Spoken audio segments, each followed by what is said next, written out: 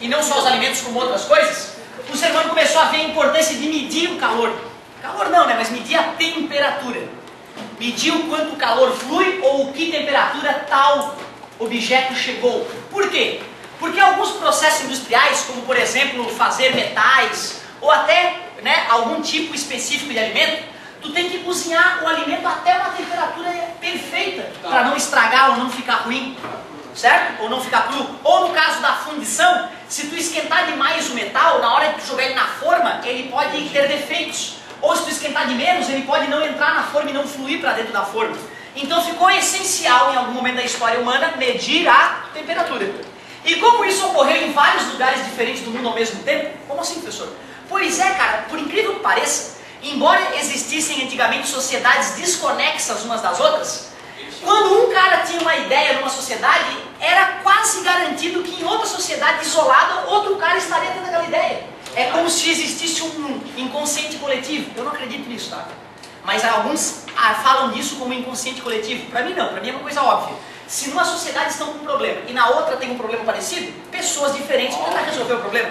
Alguns colocam isso como algo transcendental. Oh, Deus do poderoso. Cada um acredita no que é. Desastres.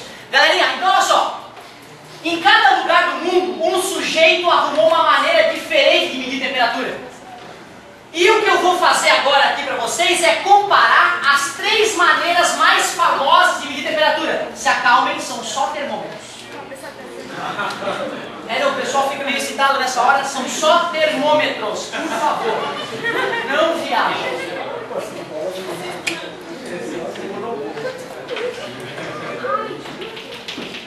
Galerinha, não faria sentido a gente falar exatamente quando cada uma surgiu, mas depois que cada escala surgiu no seu lugar, na sua sociedade, os cientistas começaram a trocar informação uns com os outros e, por incrível que pareça, descobriram, caramba, tem um cara que mede temperatura lá também? Pô, mas fui eu que inventei isso. E deu até muita briga isso. Não, fui eu, não, foi tu, fui eu.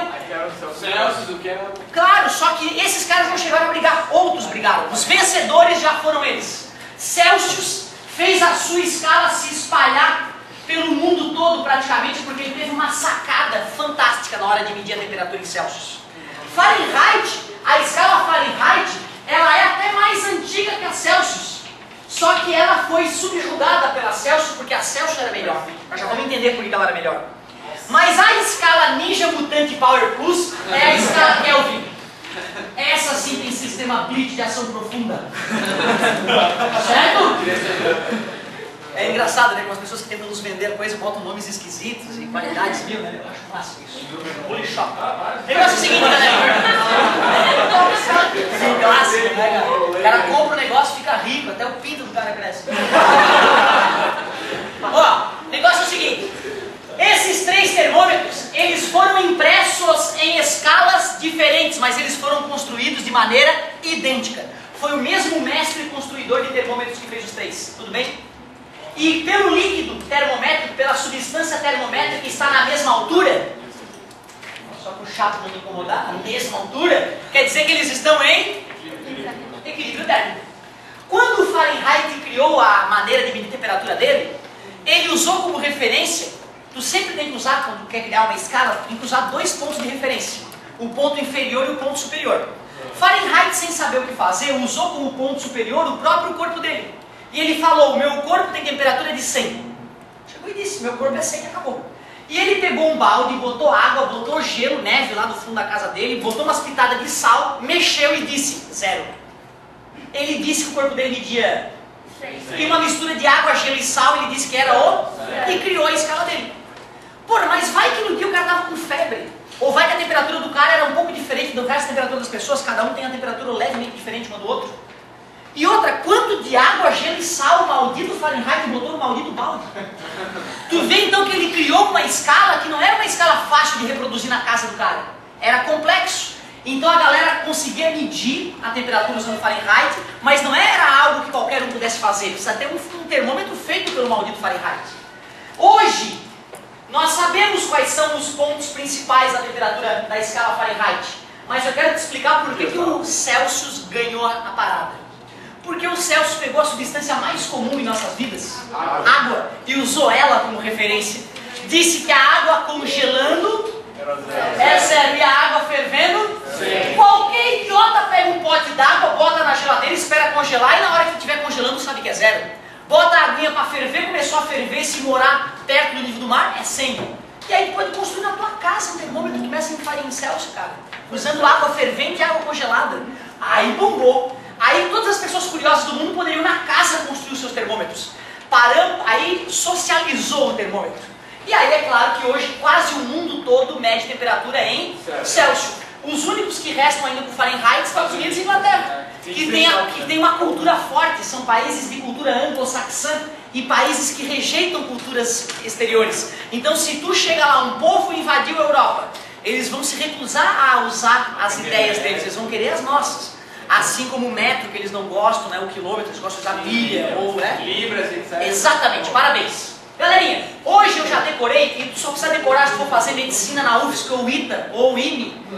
Quem vai fazer direito, por exemplo, na UFSC não precisa decorar isso. Que 100 graus Celsius é 212 graus Fahrenheit.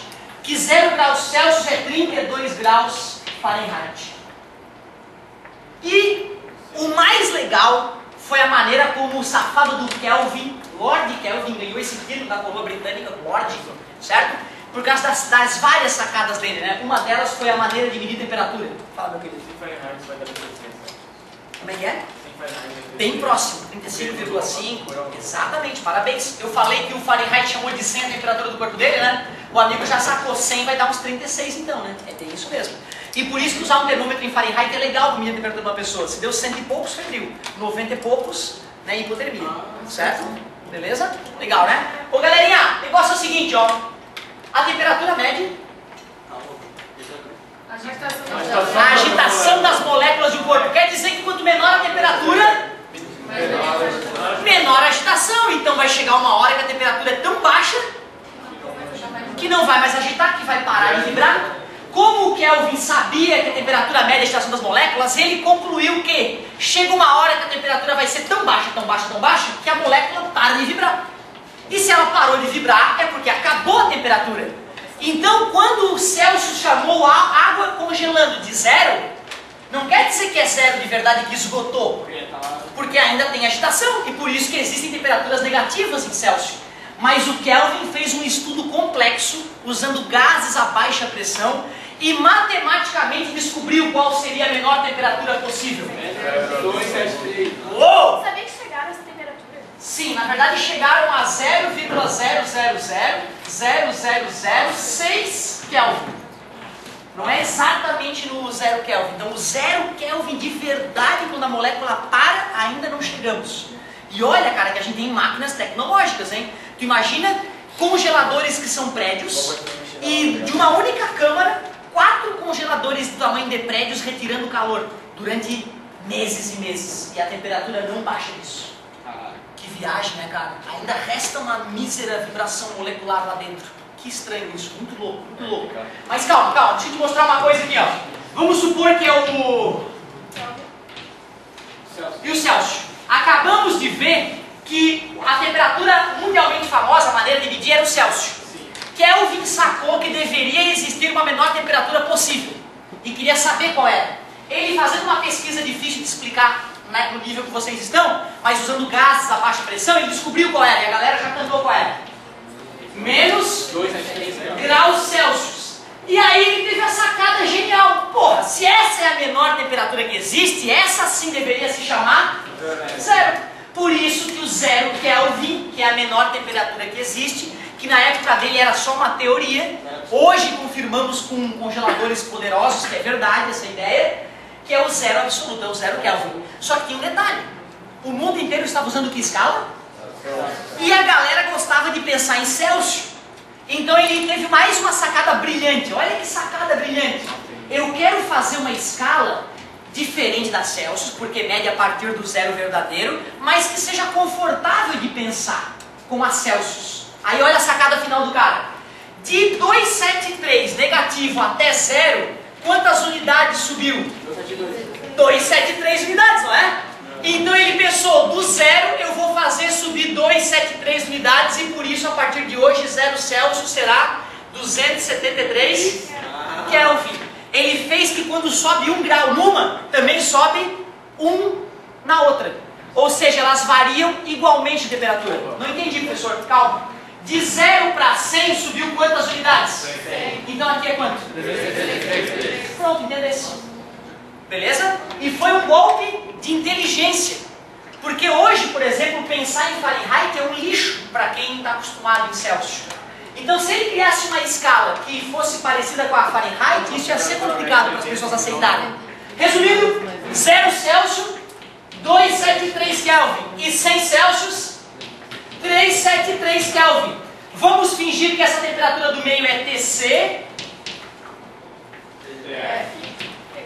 Muito obrigado. E agora é só usar uma proporção matemática, o teorema de Thales, né? Certo? Retas paralelas cortadas por outras retas formam espaços que são proporcionais. Agora eu posso usar o teorema de Thales, que eu brinco de chamar de joelho, pé, cabeça, pé, certo? Para achar a fórmula. Galera, mais uma coisa. Essa fórmula que eu vou deduzir agora, se o tempo permitir, ela vai ser fornecida na UFSC para vocês, certo? Vai ser fornecida na UFSC, ou seja, tu só vai ter que te preocupar em deduzir essa fórmula se tu for fazer vestibular top. Medicina na UFSC, ITA, IME, ou, sei lá, né, concorrer a uma bolsa para Harvard, algo desse tipo. Ah, professor, não existe isso. É claro que existe. Tem brasileiro estudando em Harvard de graça, meu querido. Sabe o que precisa para isso? Currículo escolar. Se o teu currículo escolar tá só nota show e tu tem interesse, tem um programa do governo, tu manda o teu currículo e tu pode ser selecionado para estudar em Harvard de graça. Tem que fazer falar inglês. Ótima pergunta. Professor, e a temperatura máxima qual seria? Não existe limite para a temperatura máxima. Não, até porque nada com massa pode chegar à velocidade da luz se o átomo tem massa, certo? Então, mesmo o elétron, ele chega a 99,999% da velocidade da luz. Só partículas sem massa podem atingir a velocidade da luz, como os neutrinos. Não sei se foi nessa sala que o guri perguntou sobre neutrinos. Bola, isso aí. Galerinha, olha só. Só para finalizar aqui com chave de ouro. Eu vou fazer a primeira proporção e tu vai fazer as demais. Então, olha só. Esse tamanho, tu concorda que pode ser TC menos 0?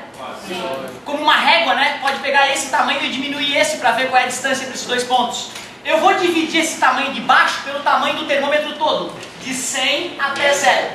E agora eu queria que tu fizesse a mesma proporção dos outros, por favor. Tá bonito?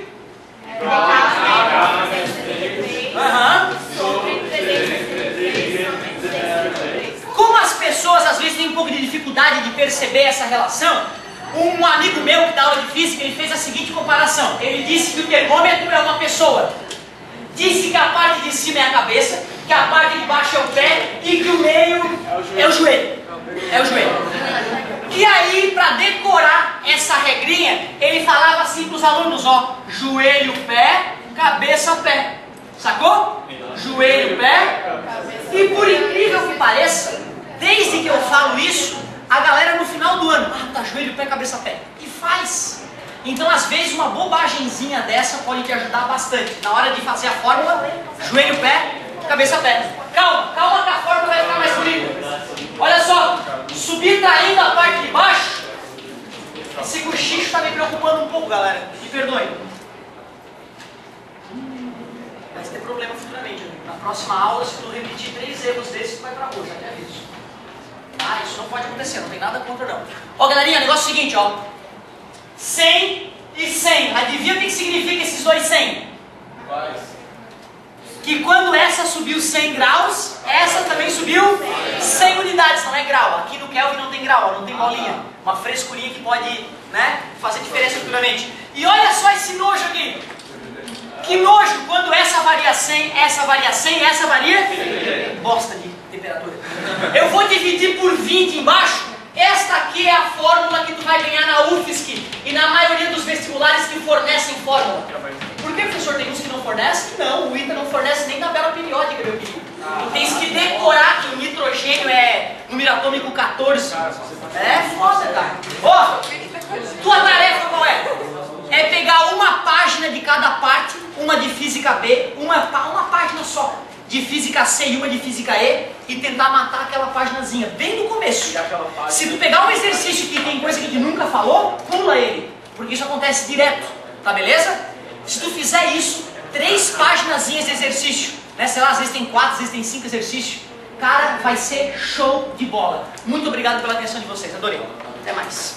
Até sexta-feira que vem. Bom final de semana, não usem drogas, usem preservativo, por favor.